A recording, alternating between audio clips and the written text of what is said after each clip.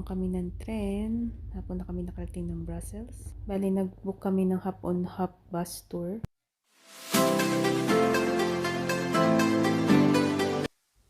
Ayan, ikot-ikot muna sa city. Bali, sa Atomium na talaga kami nito makakababa. Para makaikot. Malayo din kasi siya sa city. Mga 20 to 25 minutes.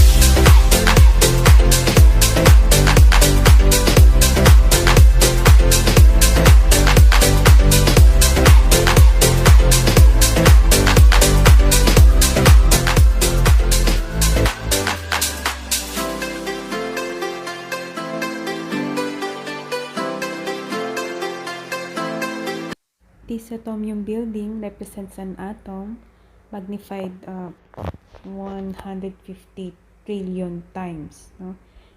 Siya rin yung may fastest elevator in Europe, and it only takes 23 seconds to get to the top.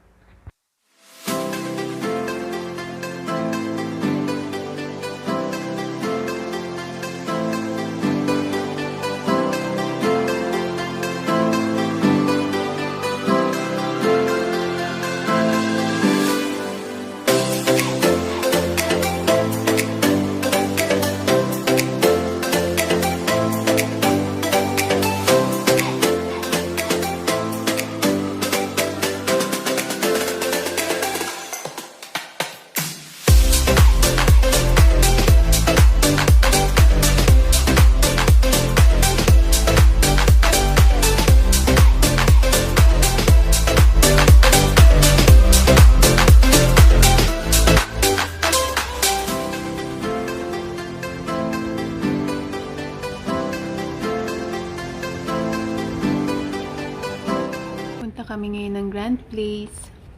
It's worth visiting any time of the day. Sa Grand Place, makikita mo yung City Hall at yung striking architecture niya. And visiting it at night is recommended.